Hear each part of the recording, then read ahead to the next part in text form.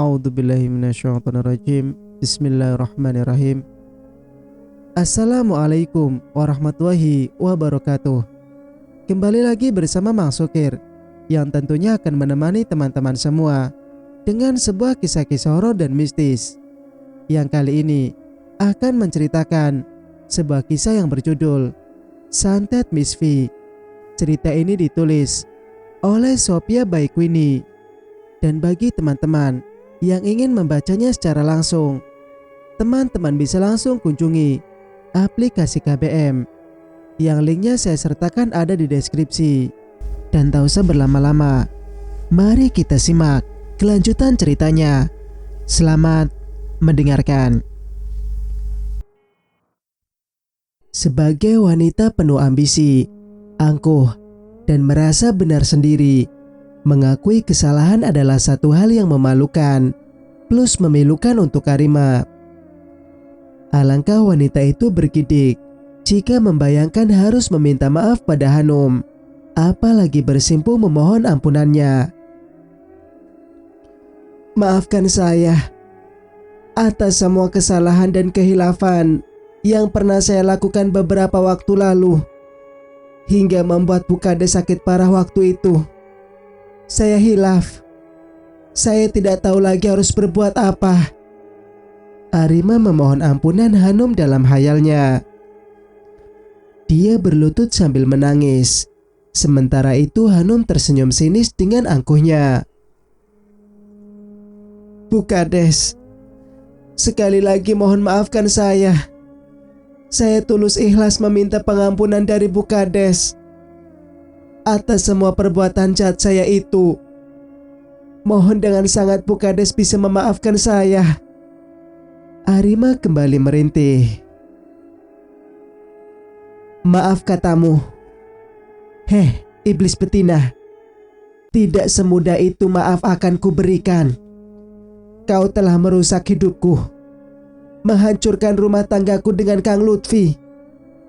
Tiba-tiba Hanum menyeringai sadis. Matanya mendelik pada Arima. Tangannya menggapai leher, seakan ingin mencekik sampai dia mati. Arima ketakutan. Dia mundur menjauhi Hanum. Tidak! Arima menjerit histeris. Bayangan Hanum seolah begitu nyata. Dia berusaha menepis semuanya. Wajahnya nampak teramat ketakutan. Jangan dekat-dekat pada saya. Jangan. Dia menutup wajahnya. Mbak Gurandil dan Kang Ujang saling bertatapan. Jangan-jangan dia gila, Mbah. Mbak Gurandil tak menjawab.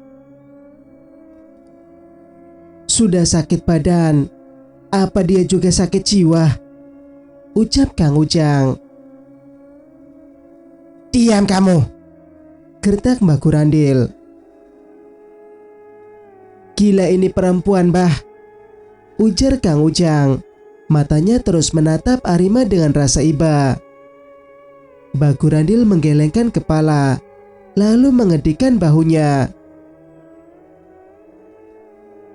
Saya tidak mau minta maaf, Mbah. Hanum tidak akan memaafkan saya. Saya tidak mau. Arima terengah-engah. Keringat nampak menetes di dahi dan pelipisnya. Harus Arima. Harus kalau kamu mau sembuh, ucap Mbak Gurandil. Karena itu memang jalan satu-satunya. Dia tak punya lagi solusi lain. Saya tidak mau. Mbah harus mencari cara lain untuk menyembuhkan saya selain dari minta maaf pada wanita sialan itu, ujarnya dengan mata semerah saga.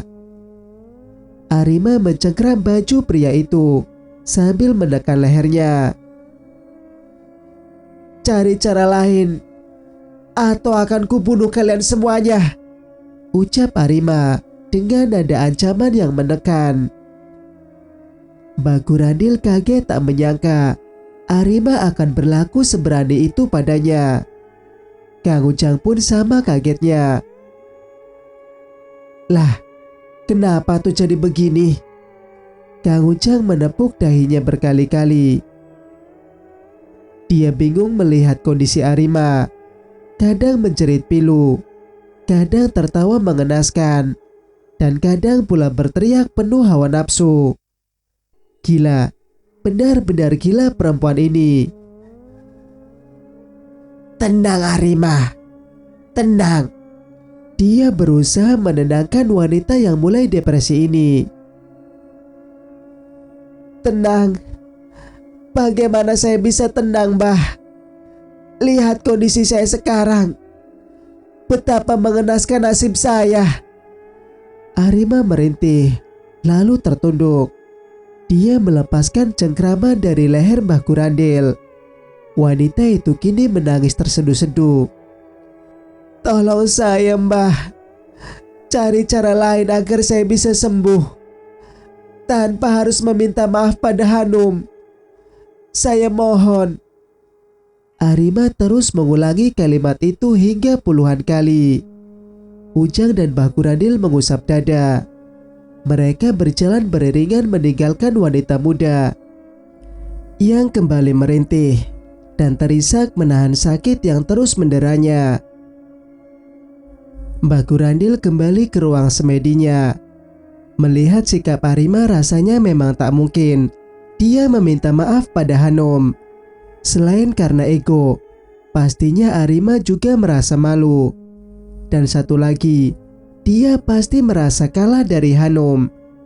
Dan itu salah satu hal yang paling ditakutinya. Kalah. Ya, Arima sangat benci dengan kekalahan. Terbayang kembali di mata Mbah Gurandil saat dengan begitu bernapsunya Arima memintanya untuk mengirimkan santet ikan peda pada Hanum. Saya mau wanita itu mati mengenaskan dengan rasa sakitnya, rasa malu, dan rasa tak dipedulikan, Mbah. Pintanya saat itu. Dan ia pun mengiyakan. Tunggu dulu. Mbah Gurandil seperti mengingat sesuatu. Iya, dia ingat akan satu hal saat pertama kali mengirimkan santet ikan peda itu pada Hanum.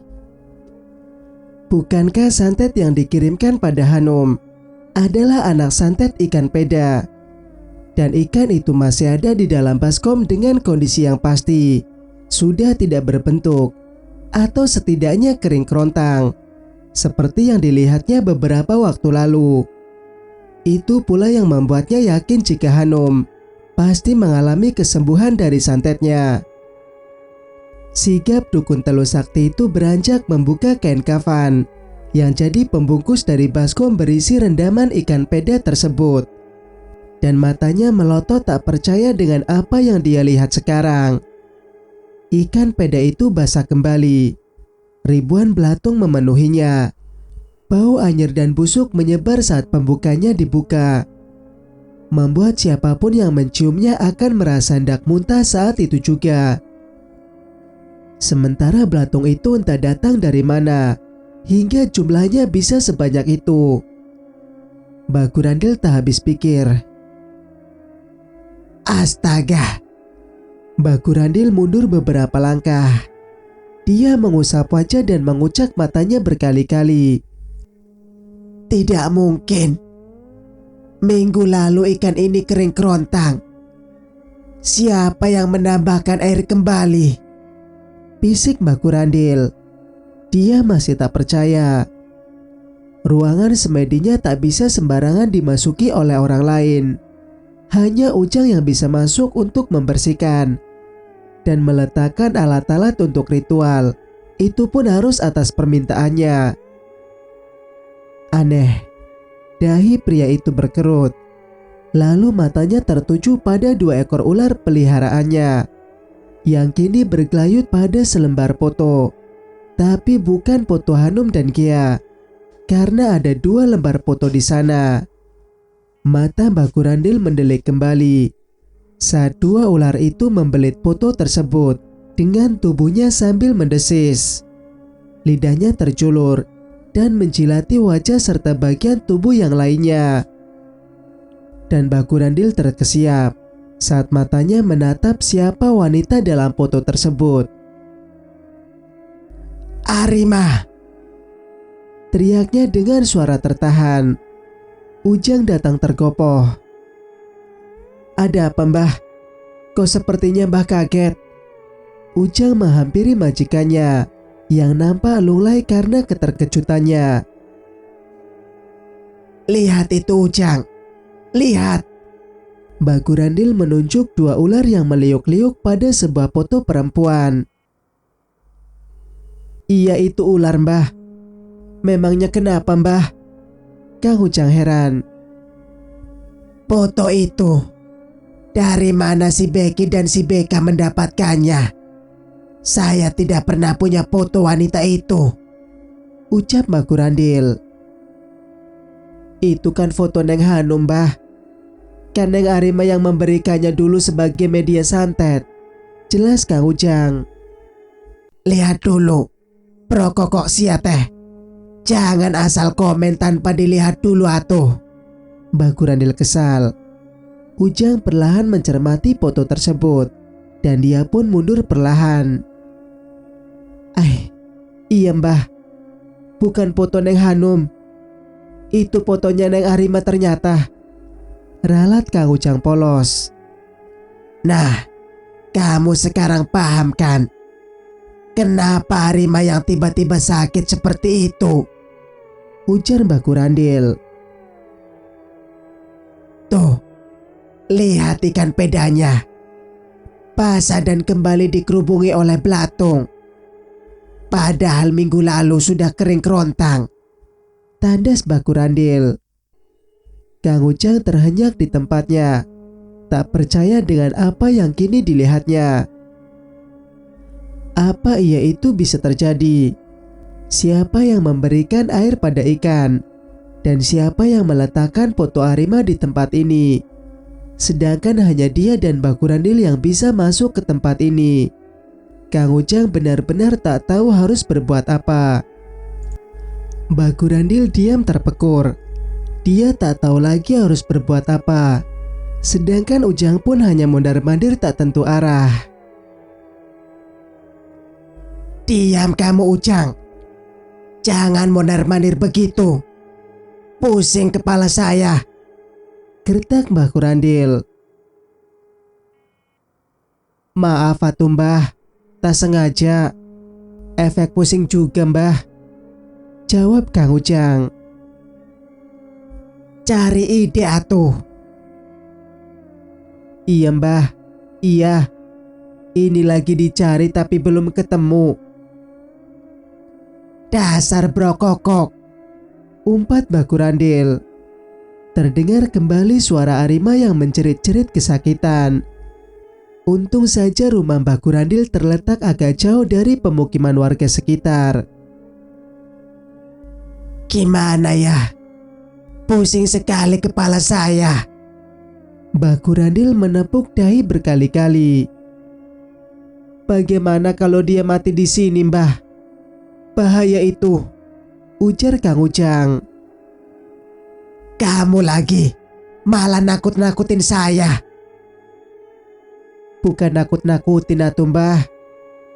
Ini seandainya Neng Arima mati di sini, mau apa kita teh? Sedangkan kondisinya parah begitu," jawab Kang Ujang. Mbah Gurandil terdiam. "Kenapa tidak menelpon teman pria yang bersamanya waktu itu, Mbah? Siapa tahu dia bisa nolongin kita." "Wah iya, pinter kamu, Jang. Saya harus menelpon Bahri kalau begini. Siapa tahu dia punya solusinya." Lalu tanpa berkata lagi, Mbah Gurandil merogoh ponsel di sakunya. Lalu mencarinya nomor Kang Bahri. Mbah Gurandil pun menelponnya, menceritakan semuanya pada pria yang sepertinya sangat kaget saat mendengar kondisi Arima yang tengah sekarat. Kang Bahri pun berjanji akan datang ke sana untuk melihatnya. Sementara itu Hanum tak berhenti istighfar saat mendengar bagaimana kondisi Arima. Wanita muda berwajah ayu teduh ini merasa kasihan padanya, karena walau bagaimanapun dia pernah merasakan rasa sakit yang sama. Kenapa Kang membawanya ke kontrakannya lagi? Kasihan dia sendirian, Kang. Tanyanya dengan wajah penuh iba. Ibu gak mau Arima tinggal di rumah. Neng tahu sendiri gimana ibu. Alhamdulillah kami dikasih waktu menginap juga. Akang juga tidak tahu sebelumnya. Tahu-tahu bajunya Arima sudah ibu masukkan ke dalam bagasi mobil. Pas Akang mau membawanya berobat. Ya Allah, kasihan amat teh Arima. Lagi-lagi Hanum menunjukkan rasa prihatin pada wanita yang sangat membencinya itu. Ibu takut penyakit itu menular, Neng. Lagi pula Arima menjerit-jerit. Ibu takut tetangga tahu. Ya kali kalau istri Akang. Tapi kan calon istri, timpal Hanum. Gak taulah, Akang pusing. Kepala Akang kayak mau pecah. Lutfi menghela napas berat. Istighfar atuh Kang. Minta petunjuk pada Allah. Apa yang harus kita lakukan selanjutnya? Saran Hanum. Pria muda itu mengangguk. Tapi Neng kepikiran teh Harimah. Kasihan dia sendirian. Mana lagi sakit Kang. Apa tidak terlalu kejam membiarkan dia sendiri begitu? Hanum kembali bertanya. Lutfi tak menjawab. Dia memandangi wajah istrinya. Tak ada marah dan benci di sana. Yang ada rasa khawatir dan rasa prihatin serta rasa iba pada perempuan yang tak berhenti berprasangka buruk dan selalu ingin mencelakakannya itu. Sudahlah, jangan dibahas lagi. Biarkan saja rasa sakit itu menjadi pengingat betapa jahatnya dia. Mudah-mudahan dia tobat, minta ampun pada Allah.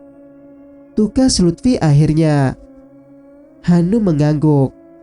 Terbayang kembali saat Arima datang untuk pertama kalinya ke rumah ini.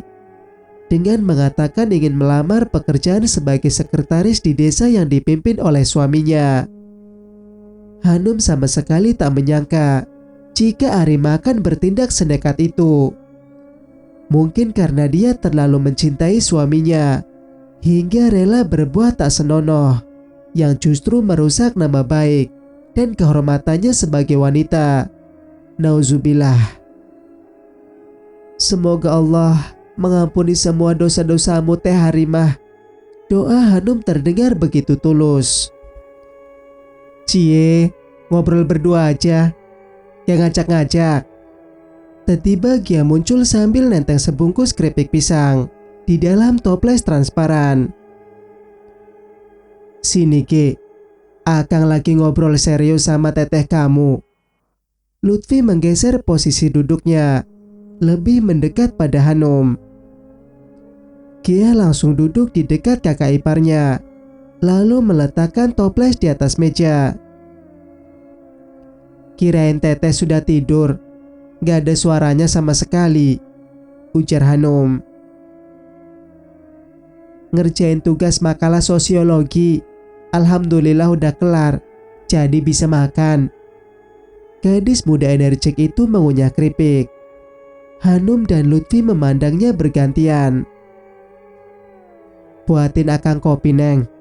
Kayaknya enak nih ngopi sambil makan keripik, pinta Lutfi pada Hanum. Kamu mau ngopi juga Ge? Hanum bertanya pada adiknya. Boleh, tapi kopi susu ya teh, jawab Gia manja.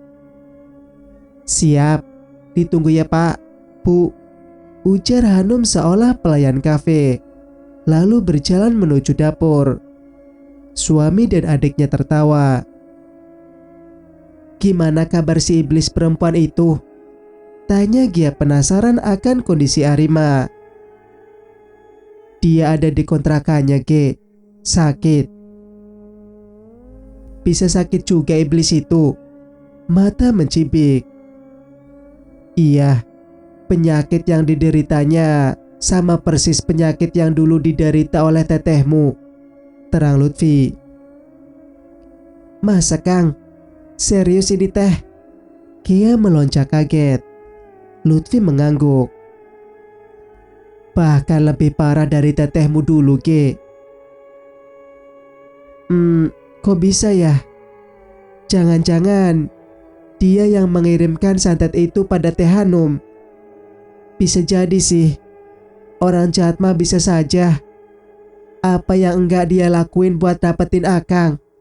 Iya kan? Kia bertanya pada Lutfi. Bisa jadi, Ge. Akang juga kepikiran ke sana. Secara Umi Mutmainah dulu berkata gini, jika penyakit kiriman dari orang, maka akan berbalik arah pada pengirimnya. Lutfi mengangguk-anggukan kepalanya. Begitu ya? Nyambung sih kalau ceritanya begitu. Awas saja kalau benar-benar dia pelakunya. Akang akan memberinya pelajaran. Lutfi nampak geram. Kakak adik seuzon mulu sama orang. Hati-hati lo dosa. Hanum tiba dengan membawa 2 cangkir kopi. Gak seuzon kok. Iya kan Kang? Kia memandang Lutfi. Pria muda itu mengangguk.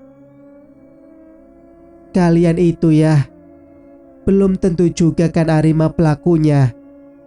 Lagi pula aku udah sembuh. Nanti berat urusannya kalau tuduhan itu tak berdasar dan tanpa bukti. Timbulnya fitnah. Dan ingat, fitnah lebih kejam dari membunuh. Nah, jadi tahu kan seberapa besar dosanya fitnah itu? Tukas Hanum terdengar bijak. Kia dan Lutfi berpandangan. Sudahlah, jangan bahas itu lagi. Gak baik. Orang lagi sakit malah kita syukuri. Lebih baik kita tolong sebisanya. Besok antar Teteh nengok Teh Harima ya, Ge.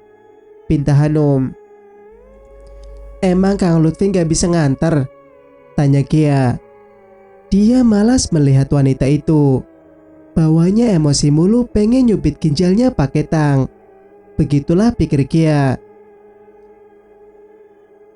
Akang ada pertemuan dengan Pak Camat. Mungkin sore baru beres. Karena sambil mau mengecek pembangunan jembatan di perbatasan desa kita, Ge. Jawab Lutfi. Dia juga segan bertemu dengan Arima. Selalu membuat emosinya tak tertahan. Hanum memandang keduanya. Kia cepat-cepat menganggukkan kepalanya. Oke Bu Bos, besok kita ke sana. Jangan lupa siapin pentungan. Wanita itu kadang reseknya kambuh dadakan, ujar Kia. Lutfi tertawa, sedangkan Hanum mencubit perut Kia. Ponsel Kia berdering. Kia buru-buru bangkit untuk menjawab panggilan itu. Siapa tuh? Ledek Hanum. Kepo aja. Kia mengedipkan matanya. Awas jangan pacar-pacaran. Nanti ada setan yang ngomporin, ujar Hanum. Kia meletakkan jari di bibirnya. Hanum dan Lutfi tertawa. Kia memilih teras untuk bicara dengan Iqbal, orang yang sedang menelponnya saat ini. Ada apa, Bal? Telepon malam-malam gini. Anu Kia, ada info penting nih. Masalah Arima dan Kang Bahri. Info apa? Tanya Kia antusias. Tadi ada orang yang nelpon Kang Bahri, ngabarin Teh Harima ada di rumahnya. Katanya kondisinya parah. Teh Harima bahkan pingsan. Wah bagus dong, kirain langsung mati. Kia malah terkekeh. Ish, Kia, dengerin dulu atuh, ujar Iqbal. Oke, siap Jenderal. Nama orang itu Mbah Gurandil. Dia dukun paling terkenal di kampung seberang. Kamu tahu kan siapa Mbah Kurandil? Tanya Iqbal. Wah, aku kudet nih. Nanti deh aku cari info siapa itu Mbah Kurandil. Mbah Kurandil itu dukun santet paling hebat. Aku dapat info dari ayah dan ibuku, Kia. Dan ini pasti akurat. Wah, bakalan seru ini, Bal. Iya, karena kemungkinan ada hubungannya antara Arima, Kang Bahri dan Mbah Kurandil itu. Pasti sih. Kalau tidak, kenapa Mbah Kurandil menghubungi pamanmu? Iya, dan besok rencananya Kang Bahri mau ke sana melihat kondisi Arima. Gimana kalau besok kita ngikutin dia? Biar masalahnya lebih jelas dan terang benderang. Wah, ide bagus tuh. Tumben kamu pintar. Kia tertawa kecil. Ya ampun Kia, aku pintar dari orok kali, tukas Iqbal. Iya, percaya aku sama kamu. Dilya, jam 9 kita berangkat. Jangan lupa izin dulu ke sekolah, oke? Oke bos. Dan kedua insan muda itu sepakat untuk membuntuti Kang Bahri menuju rumah kediaman dukun santet sakti itu. Besok mereka akan tahu ada apa di balik penyakit Arima yang tiba-tiba. Mungkin juga akan membongkar sebuah rahasia persekongkolan besar yang selama ini disembunyikan. Cerita pun bersambung. Jika kalian suka dengan ceritanya, jangan lupa untuk like, komen, dan subscribe channel ini agar bisa mendengarkan cerita-cerita berikutnya. Wassalamualaikum warahmatullahi wabarakatuh.